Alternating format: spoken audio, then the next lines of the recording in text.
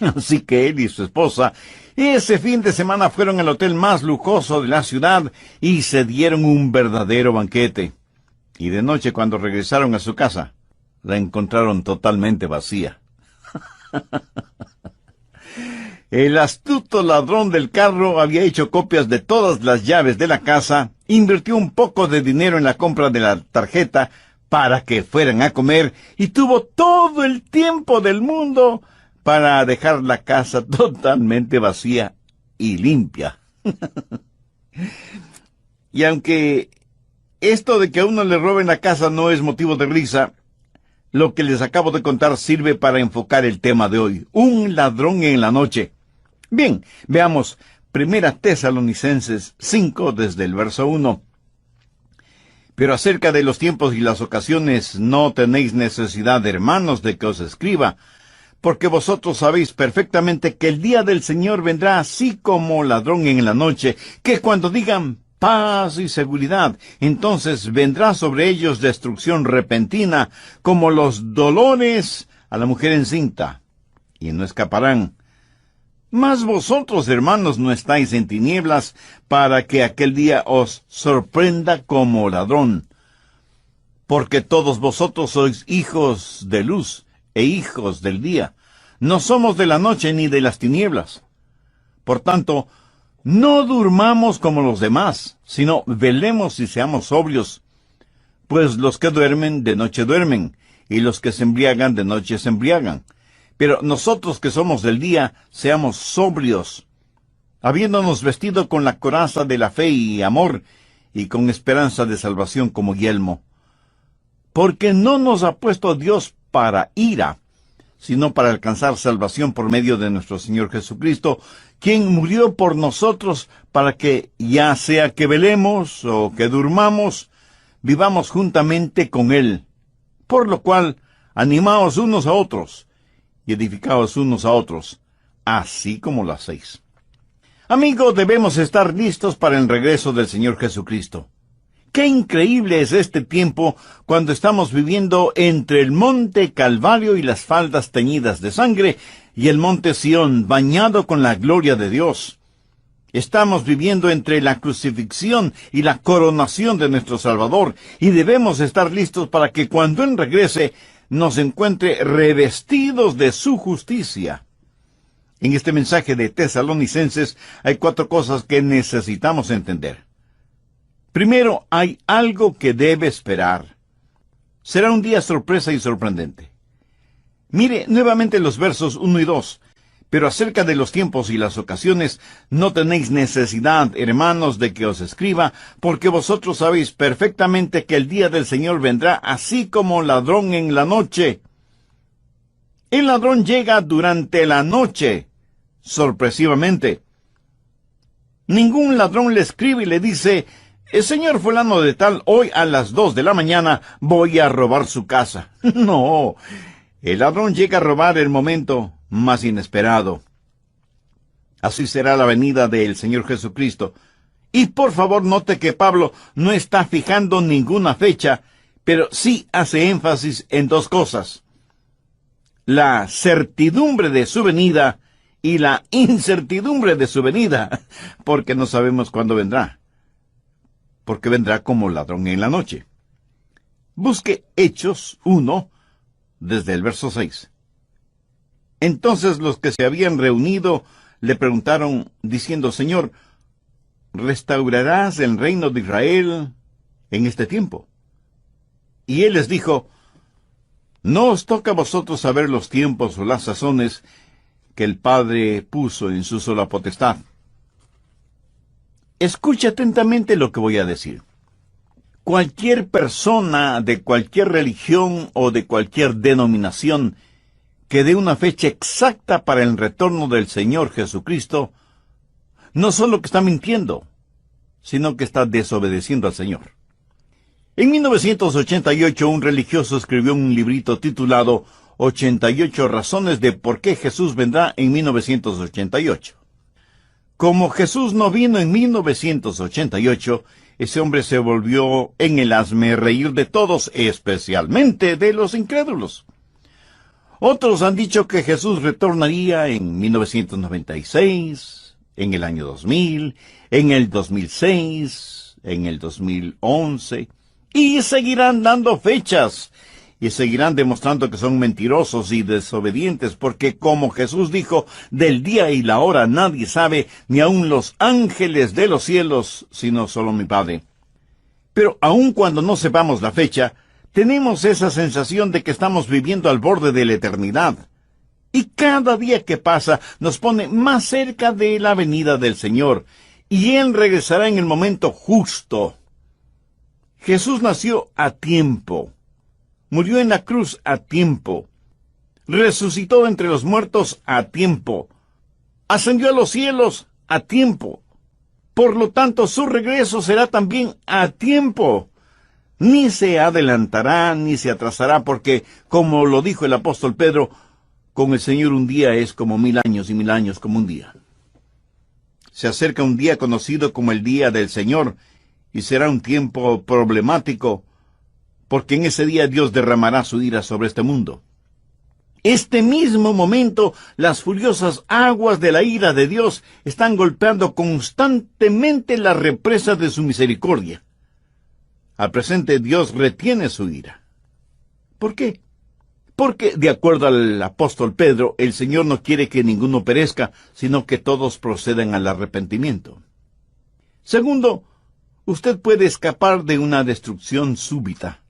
En los versos 3 y 4, cuando Pablo está hablando de ellos, se refiere a los no salvos. Ellos no escaparán de la destrucción repentina. Pero si usted es un creyente en el Señor, sí escapará de esa destrucción súbita. Cuando iban a crucificar al Señor Jesucristo, le hicieron caminar por lo que se conoce como la vía dolorosa. En esa vía estaban algunas mujeres llorando. Al verlas, Jesús les dijo: «Hijas de Jerusalén, no lloréis por mí, sino llorad por vosotras mismas y por vuestros hijos». Cuando llegue el día del Señor será un día solemne. Busque Joel, capítulo 2, versos 1 y 2. «Tocad trompeta en Sión y dad alarma en mi santo monte. Tiemblen todos los moradores de la tierra, porque viene el día de Jehová, porque está cercano, día de tinieblas y de oscuridad, día de nube y de sombra. Como sobre los montes se extiende el alba, así vendrá un pueblo grande y fuerte. Semejante a él no lo hubo jamás, ni después de él lo habrá en años de muchas generaciones». Aquí está diciendo que el día del Señor será un día absolutamente distinto. Nunca ha habido un día como ese y nunca lo habrá. Pensemos en las limpiezas étnicas, en los terremotos, en los huracanes, en los tsunamis, en los tifones, en las inundaciones, en todas estas cosas, y sin embargo el día del Señor será totalmente distinto. Jeremías 30:7 dice: «Ah, cuán grande es aquel día, tanto que no hay otro semejante a él, tiempo de angustia para Jacob, pero de ella será librado». Recuerde que Jacob es el nombre para los judíos carnales, y Dios promete una liberación nacional para los judíos. Daniel también habla de ese día en el capítulo 12, verso 1. «En aquel tiempo se levantará Miguel, el gran príncipe que está de parte de los hijos de tu pueblo, y será tiempo de angustia, cual nunca fue desde que hubo gente hasta entonces».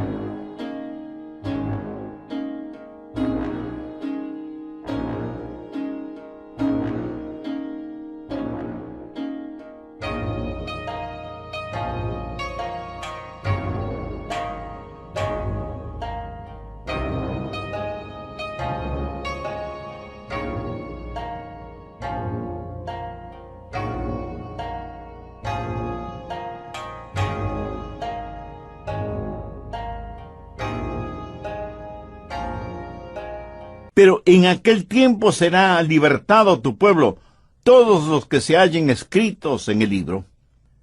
Joel dice que no ha habido un día como ese día. Jeremías y Daniel dicen casi exactamente lo mismo. Y Jesús en Mateo 24:21 dijo, porque habrá entonces gran tribulación, cual no ha habido desde el principio del mundo hasta ahora, ni la habrá. Mi amigo, el día del Señor será un día solemne. Nunca ha habido ni nunca habrá un día como ese. Y necesitamos escapar de ese día. Apocalipsis 6 dice que los hombres se esconderán en cuevas y cavernas y pedirán, rogarán a las montañas que caigan sobre ellos, diciendo, caed sobre nosotros y escondednos del rostro de aquel que está sentado sobre el trono y de la ira del Cordero, porque el gran día de su ira ha llegado, ¿y quién podrá sostenerse en pie? El anticristo, quien estará gobernando el mundo en esa época, hará que Hitler parezca un Boy Scout a su lado. Será un día de destrucción súbita. Y aunque muchos consideran esta clase de mensajes exageradamente alarmantes, este mundo será sorprendido si es que no escucha y presta atención a la palabra de Dios, lo mismo que sucedió en los días de Noé. Esta es una de las razones por las que no creo que la iglesia va a pasar por la tribulación, porque la gran tribulación no es tiempo de paz y seguridad. El tiempo de paz y seguridad es cuando llegue ese día y seamos librados de experimentarlo. Mateo 24, desde el verso 36. Jesús les hace conocer a sus discípulos que el día y la hora nadie lo sabe, ni siquiera los ángeles del cielo, sino únicamente su Padre. Pero note lo que dice en el verso 37. Mas como en los días de Noé, así será la venida del Hijo del Hombre. ¿Y cómo fueron los días de Noé? Verso 38. Porque como en los días antes del diluvio estaban comiendo y bebiendo, casándose y dando en casamiento, hasta el día en que Noé entró en el arca, y no entendieron hasta que vino el diluvio y se los llevó a todos. Así será también en la venida del Hijo del Hombre. Quiere decir que todos estaban viviendo su vida rutinariamente. Matrimonios, fiestas, diversión, hacer dinero, tener más fiestas, inventarse nuevas diversiones. Los días de Noé. Hasta que un día Dios le dijo a Noé y a su familia que entraran en el arca.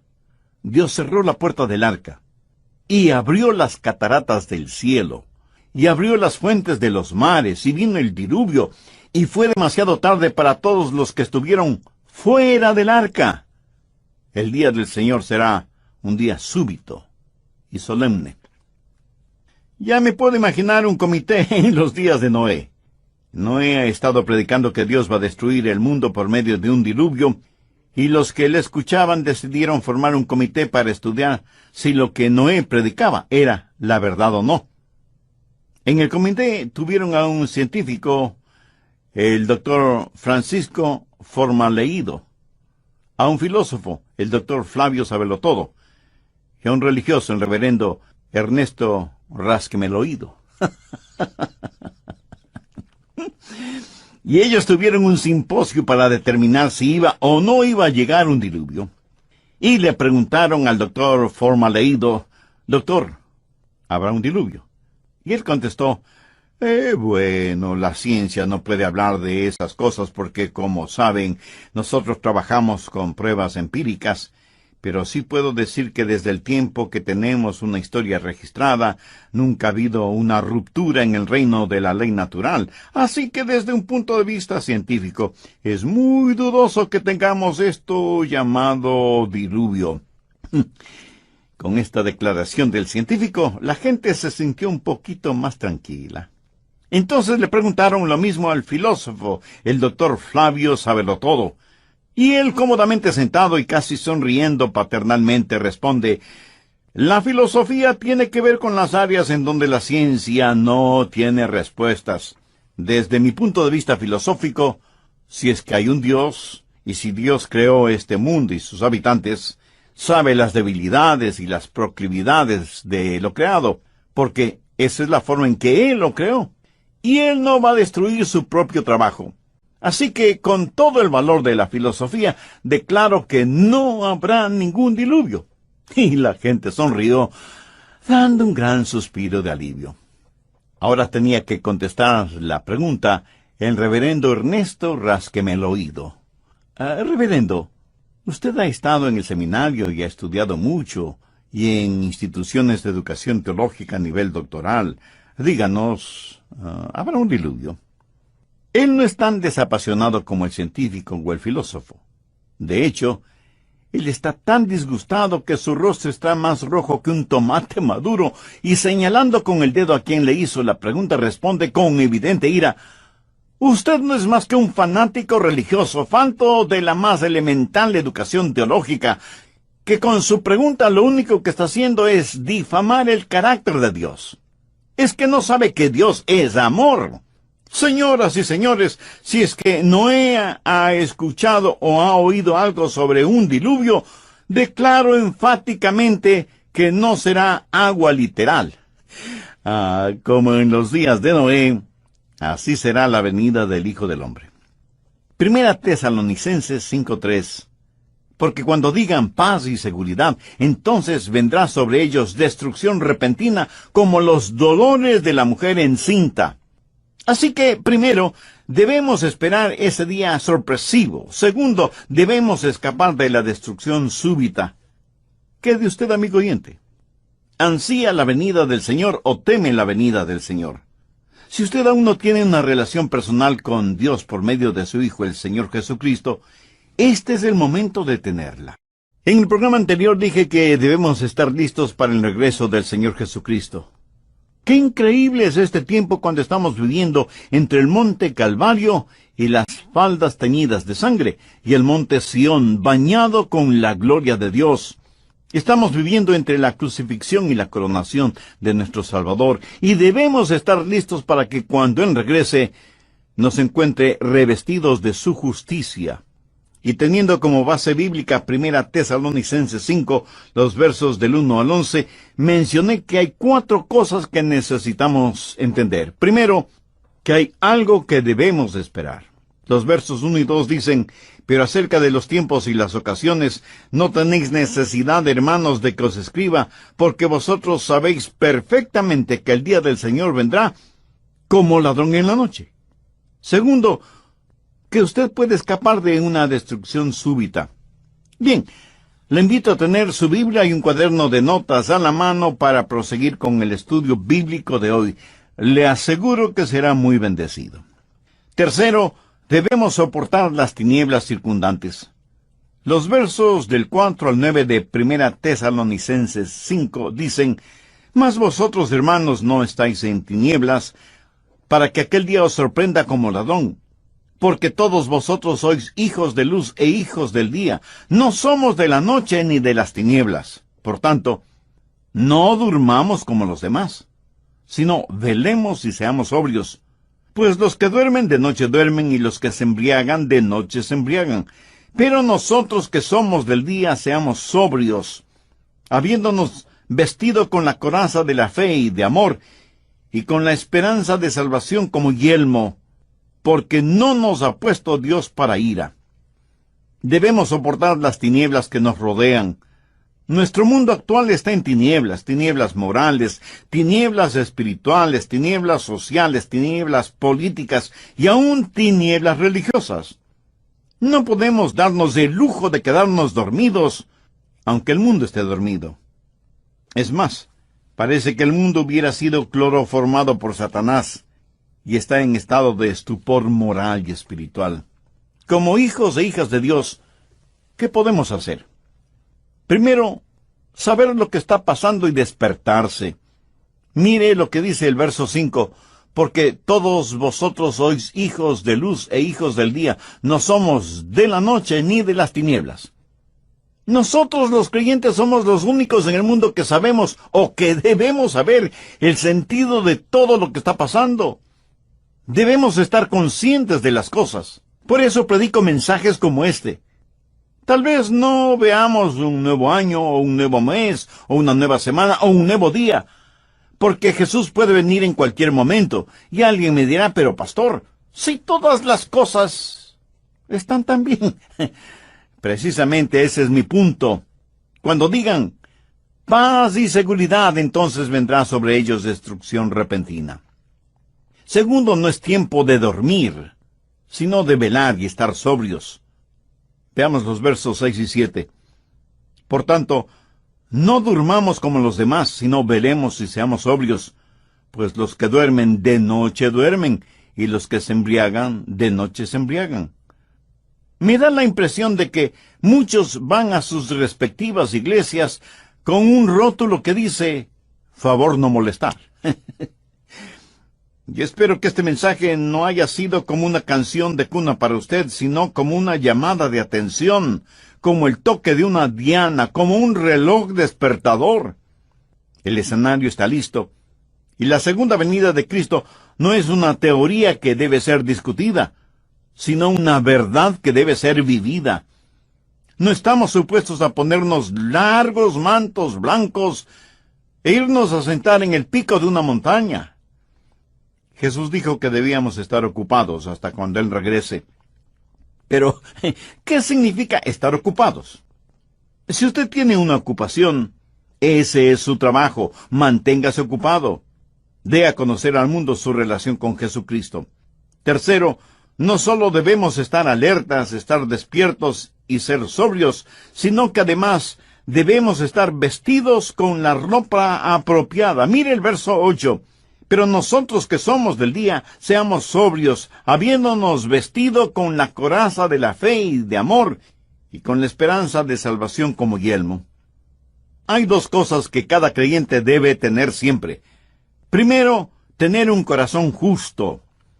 Esa es la coraza de fe y de amor que cubre su corazón. Si usted ama a Jesús, usted debe amar a los demás. Usted debe poner su fe en donde Dios puso sus pecados, en el Señor Jesucristo. Esa es la coraza que necesita llevar siempre. Si no la tiene, mi amigo, usted no está listo para enfrentar estos días tenebrosos. Y no solo tener un corazón justo, sino también una cabeza bien protegida, con el yelmo o casco de la salvación. Miremos la segunda parte del verso 8. Habiéndonos vestido con la coraza de fe y amor, y con la esperanza de salvación como yelmo. ¿Qué significa la esperanza de salvación?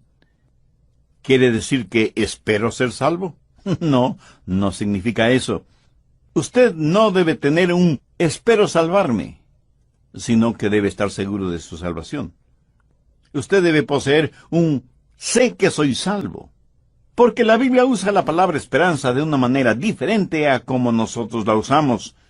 En la Biblia, esperanza significa una certeza absoluta basada en la palabra de Dios.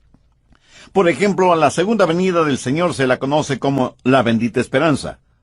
Usted debe tener un corazón cubierto con fe y amor y tener el yelmo de la absoluta certeza de su salvación. Usted necesita estar absolutamente seguro de su salvación, estar sobrio, estar alerta, estar preparado. Cuarto, experimentaremos una liberación segura. Primera Tesalonicenses 5:9. Pero no nos ha puesto Dios para ira, sino para alcanzar salvación por medio de nuestro Señor Jesucristo. Aquí la palabra salvación significa libertad o liberación. Libertad por medio de nuestro Señor Jesucristo. ¿Y para qué tenemos esa libertad? Veamos el verso 11. Por lo cual, animaos unos a otros y edificaos unos a otros, así como lo hacéis. El hecho de que Jesús puede venir en cualquier momento debe servir para consolarnos y para edificarnos mutuamente. Ahora, permítame decir por qué creo que la iglesia será arrebatada antes de la gran tribulación. 3 razones que las encontramos en el texto bíblico: explicación, expectación y edificación. Explicación. En el verso 9, ¿cómo lo explica Pablo? Porque no nos ha puesto Dios para ira. Recuerde que la gran tribulación es el gran día de su ira. Dios disciplina a sus hijos, pero nunca derrama sobre ellos su ira. La ira de Dios será para los inconversos, aquellos que han negado o han rechazado o se han burlado del Señor Jesucristo y de su obra en la cruz. Busque 1 Tesalonicenses 1, 9 y 10. Porque ellos mismos cuentan de nosotros la manera en que nos recibisteis y cómo os convertisteis de los ídolos a Dios, para servir al Dios vivo y verdadero, y esperar de los cielos a su Hijo, al cual resucitó de los muertos, a Jesús, quien nos libra de la ira venidera. ¿Lo ve? Es Jesús quien nos libra de la ira venidera. Permítame compartir con usted dos ejemplos clásicos. Hemos hablado de los días de Noé, y cómo el diluvio no se hizo realidad, sino hasta después de que Noé y su familia estuvieron seguros en el arca. El otro ejemplo tiene que ver con Lot. Veamos Lucas 17, los versos del 28 al 30. Asimismo, como sucedió en los días de Lot, comían, bebían, compraban, vendían, plantaban, edificaban. Mas el día en que Lot salió de Sodoma, llovió del cielo fuego y azufre, y los destruyó a todos. Así será el día en que el Hijo del Hombre se manifieste. En los días de Lot, la gente vivía desaprensivamente. Comían, bebían, hacían negocios, se divertían, y sus diversiones estaban marcadas por perversiones sexuales. Hay que notar que los días de Lot estaban también marcados por prosperidad económica. El mercado de valores estaba en la cúspide cuando cayó fuego y azufre sobre Sodoma y Gomorra. Y alguien seguramente me preguntará, Pastor Rogers, ¿cómo sabe usted que era así? Buena pregunta.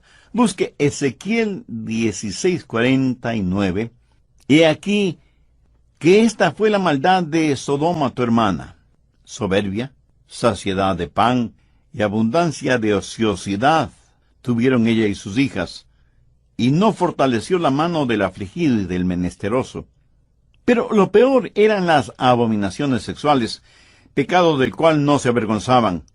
No lo cometían en oscuros callejones, sino que lo exhibían en las calles principales, sin ni siquiera sonrojarse.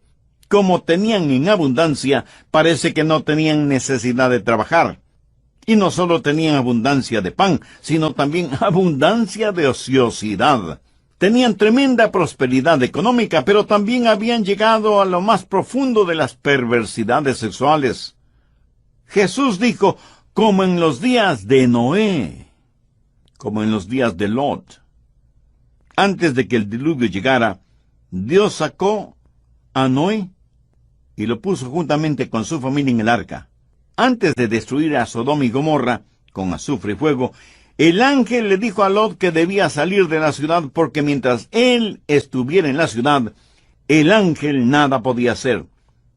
Dios no derramaría su ira sobre este hombre Lot, a pesar de que Lot, aunque creía en Dios, estaba totalmente viviendo en medio de un ambiente mundano. Noé fue puesto en la seguridad del arca antes del diluvio. Lot fue sacado de la ciudad antes de que fuera destruida con fuego y azufre. Así que en primer lugar tenemos una explicación. No nos ha puesto Dios para ira. Expectación. Veamos 1 Tesalonicenses 5:10. Quien murió por nosotros para que, ya sea que velemos o que durmamos, vivamos juntamente con Él. Note cómo Pablo se incluye en esta espera. ¿Por qué? Porque Pablo esperaba el regreso de Jesús en su época, en sus días. ¿Estaba Pablo equivocado? De ninguna manera. Retrocedamos a 1 Tesalonicenses 4:17. Luego nosotros los que vivimos seremos arrebatados juntamente con ellos. ¿Lo ve? Seremos arrebatados. Significa que Pablo se incluía en este evento. Y esto fue hace más de 2000 años. O sea que ellos en ese tiempo ya estaban viviendo al borde de la eternidad. Exactamente como nosotros ahora. El apóstol Juan en su primera epístola dice, hijitos, ya es el último tiempo. Y así como Pablo esperaba a Jesús, nosotros también debemos esperarlo. Ahora escúcheme bien. Este es el punto. Si la tribulación sucede primero, entonces no esperamos a Cristo, sino al anticristo. Pablo estaba esperando al Señor Jesucristo. Cuando usted está esperando que llegue la tribulación, eso significa que no está mirando hacia arriba, sino a su alrededor. Edificación. Una vez más veamos 1 Tesalonicenses 5:11, por lo cual animaos unos a otros y edificaos unos a otros, así como lo hacéis. El hecho de que Jesús puede retornar en cualquier momento debe servirnos de consuelo y de gran edificación. Si yo creyera que la iglesia va a experimentar esos días terribles que Jesús, Jeremías, Daniel y Joel dicen que nunca ha habido un tiempo como ese y que nunca lo habrá, ¿cree usted que eso me animaría? ¿Me edificaría? ¿Cree que yo estoy orando porque llegue la tribulación? No, mi oración es, sí, ven, Señor Jesús. Estoy esperando el sonido de la trompeta en cualquier momento. Así como Dios le dijo a Noé que entrara en el arca, así como Dios le dijo a Lot que salga de Sodoma, un día Él me dirá, Adrián, ven junto a mí. Y la trompeta sonará, y me encontraré con mi amado Salvador en el aire, en un abrir y cerrar de ojos. Este es un asunto completamente serio. Tal vez muchos de ustedes estarán pensando que debía haber predicado sobre algún otro asunto más liviano. Les recuerdo que no estoy aquí para hacerle cosquillas en sus oídos espirituales, sino para enseñarle la palabra de Dios tal y como es la palabra de Dios. Debemos esperar un día sorpresivo, debemos escapar de la destrucción súbita, debemos soportar las tinieblas que nos rodean y podemos experimentar una segura liberación. Y me pregunto, ¿cuántos de ustedes que me escuchan pueden decirme, Pastor Rogers, si Jesús viniera este momento súbitamente para llevar a su iglesia, yo estoy listo para ir a su presencia?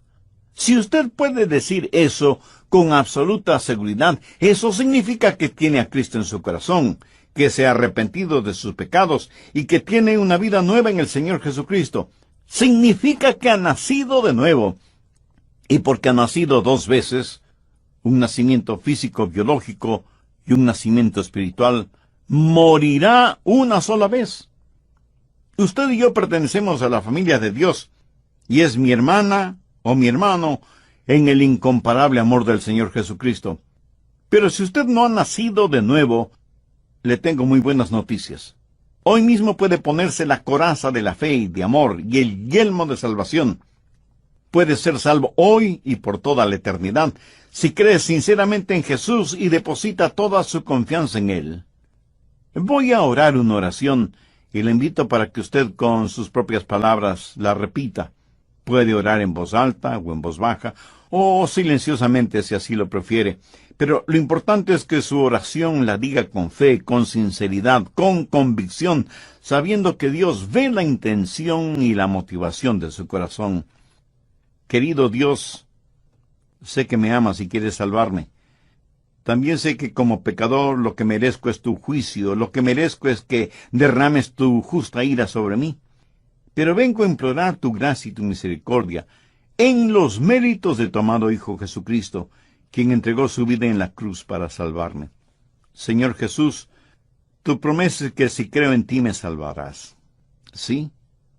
Creo y confío en ti con todas las fuerzas de mi ser, y te invito a que vengas a morar en mi corazón y seas mi Salvador y mi Señor.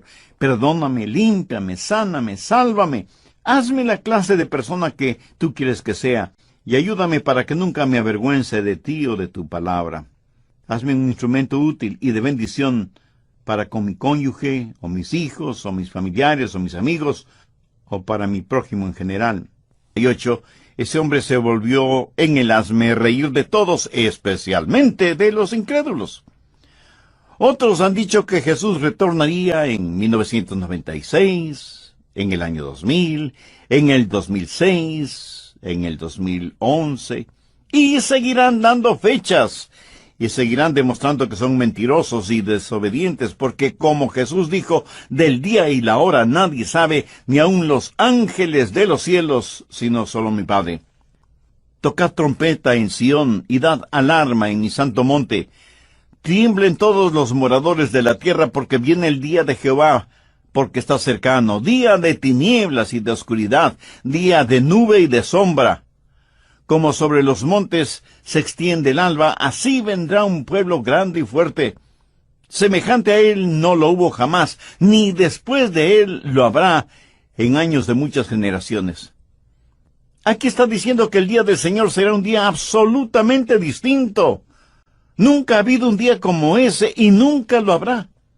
Pensemos en las limpiezas étnicas, en los terremotos, en los huracanes, en los tsunamis, en los tifones, en las inundaciones, en todas estas cosas, y sin embargo el día del Señor será totalmente distinto.